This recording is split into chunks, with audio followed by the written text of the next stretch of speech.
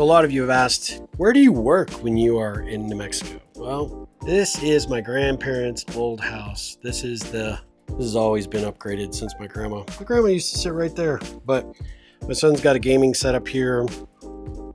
He has his desk that he doesn't use. I've got all the conveniences of office stuff that I might need.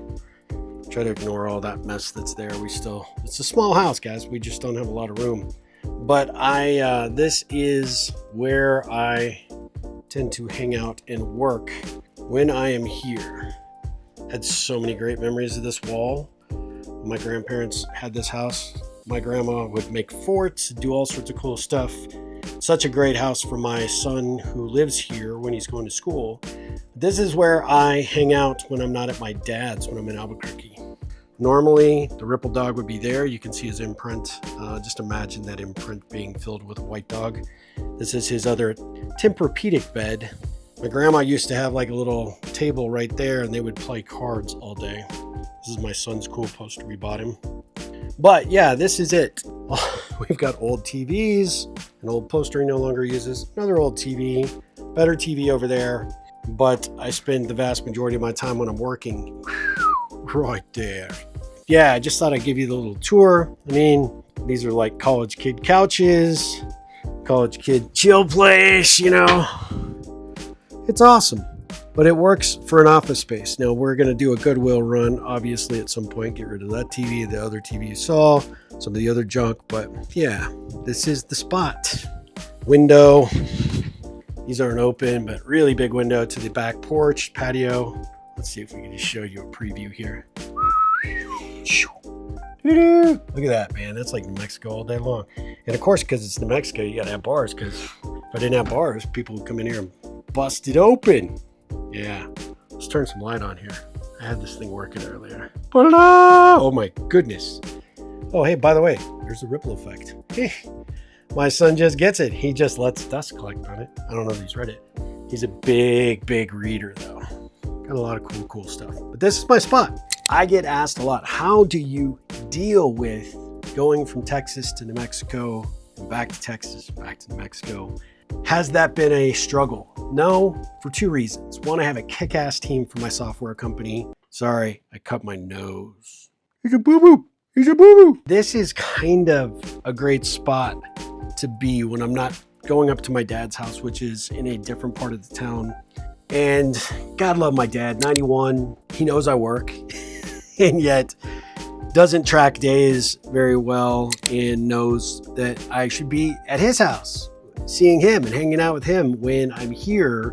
But we've got caregivers and, you know, that whole thing. And when I am able, I go up there, obviously. But days like this, where I've got a ton of work to get done, this is it. I get up, this room will be completely dark.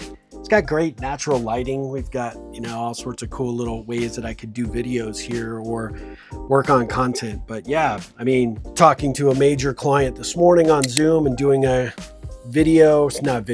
Zoom call with them and at the same time demoing the software.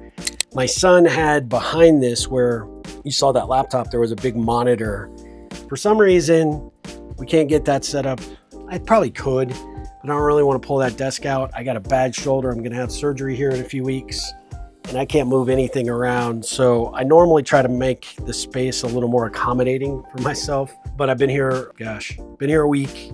And it doesn't matter what you got going on in your personal life. Sometimes life is busy lifing, and I got to make do wherever I'm at. So if I'm not here, or if I'm not at my dad's, God love my dad, but oh my gosh. He's like, hey, you come work here. Like if I'm meeting somebody at the house, it is great. I can take my laptop up there, but he comes, you know, either on the walker or in his wheelchair, just rolling. Hey, what are you working on? Even if I say, Dad, hey, I'm going to need 15, 20 minutes. I got to do a call, or I got to, knock out some of my emails or something, right? Yeah, I'll leave you alone. And then literally 3 minutes later, he'll be like, are you done yet? Are you done? No, Dad, I didn't even get started. Because by the time I came back to your desk, which he's got in a front room that used to be a living room at his house, he had a kick-ass office setup, I'll be honest. I should show that sometime, but Yeah, it is a interesting struggle. But the moments that I've had with him, being a little bit more engaged and involved in his healthcare and his real financial decisions and all the things, yeah, I'm making it work. I'm balancing. I'd use both hands, but this hurts like a mother. I'm trying to balance everything as best as I can. But when somebody asks me, like, how do you do it? You just do it. You make do with what you have before you. And one of the advantages you have as an entrepreneur is that you can work from just about anywhere, except when you have a 91-year-old who's like, play with me, let's do something. What are you doing? No, Dad, it's a Tuesday afternoon at like 1:30, and I'm here because I got to see your physical therapist, but I got to crank out some work in the time that I have. Okay, just go do it. And then, hey, what are you doing? Hey, are you almost done? What's going on? Huh? It's a challenge. And so when I'm here, it's a hugely small house. That's like a misnomer right there. It's a very small house, this house right here. But I make do the best I can. My son works, he's got a cool setup in his room and doesn't need this space. So he lets me, oh, ow. You guys will see a video one day about what I did to this shoulder and how stupid that was. Flip-flops, ice, not a good combination. But you'll see content upcoming because apparently I'm going to be like incapacitated for a while, be in a sling for a long time after this surgery. But the answer to the question that really got posed was, how do you make it work? How do I do it? Two ways. One, I'm very organized with my time. I know how to get things done, a lot of things done in a short period of time. I can get more done in a 4-hour window than most people could do in 2 days. I'm not bragging. I'm just, well, yeah, I am kind of bragging. I am that efficient. That's what it is. But when I get an opportunity to get any amount of time where people aren't bugging me, I just crank out the work that I need to do. And the advantage of that is that I know how to manage my time. That's one. Number two, I guess this is like secrets of an entrepreneur who is also very quickly becoming a full-time caregiver to an aging parent, which I know a lot of you out there are dealing with yourself. Number two is I have a great team. I have a great group of folks that work with me, both on my software company and for Ripple, and I can focus my energy on what I do best, which most of what they do, they're the masters, they're the experts. So my takeaway there is that it's easier for me to be able to switch from, Austin, Texas to Albuquerque, New Mexico when I have to, because I know that I've got things covered. People are covering my six, making sure, I'm getting stuff done even when I'm not getting it done. They're taking care of things that just happen to be needed to be done that I wouldn't get done nearly as efficiently as I probably could do them or should be doing them. But as an entrepreneur, little tip here for you entrepreneurs, you cannot do it all. Trust me, I've tried it. I tried it for years and years as a control freak. And that is no bueno. No bueno. But when I get to work here, I just got this feeling. My grandpa was a really big entrepreneur. I got to think he smiles when he sees me flipping all these hats around and going from one thing to another and doing the thing that I do when I'm doing it here. I know he's got to be looking down on me and smiling and being like, it's my grandson. That's my grandson. Not a sharp guy. Not a sharp guy, but sharp enough to make it work. And so I just thought, I'd answer that question, give you guys a little behind the scenes. As messy as it is, I wish my son would get this shit out of here so it isn't so crazy. It's not really my son. Some of it's my wife because we have very limited space in this house. So you see things like this bedroll thingamajiggy deal, but I just make it do. I make do the best I can, the only way I can. Because if I was any less organized, I believe I would have a absolute mental breakdown. And so this is just what I do and how I do it. And I apologize. I'd love to do this as like a multi-camera angle. I can't even come back and get the camera here. Like my arm is so pained. But I mean, not a bad setup, right? Not a bad setup. Hook'em UT Tower right there.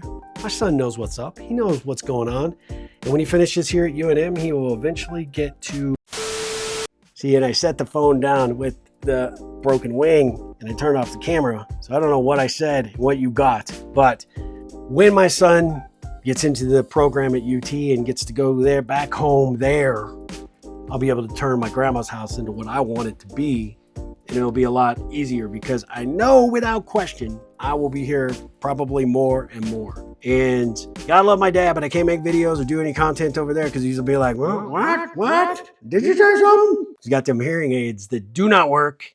He'd be like right here, be like trying to have a conversation, be like, what? And that's frustrating. I tried to do an interview with them. That did not go well. So that footage, buried, long buried. Just for me, because I can't get any content out of that. We'll make an interesting video for you guys. But I wouldn't give it up. I wouldn't change anything for the world because I'm getting to spend some really good quality time with my dad. I have the flexibility because I got a great team and I got a great support staff.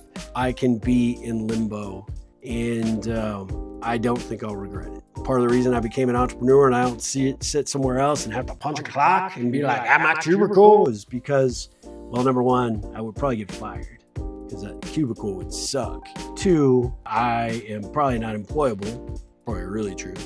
And three, I don't know any other way but to run at a pace and operate at a pace where my hair is on fire continually. And so this gives me the flexibility. I can get up super early because they're an hour behind Texas time. So like when I get up at like 3:30 or something here, it's like, well, it's already 4:30 there.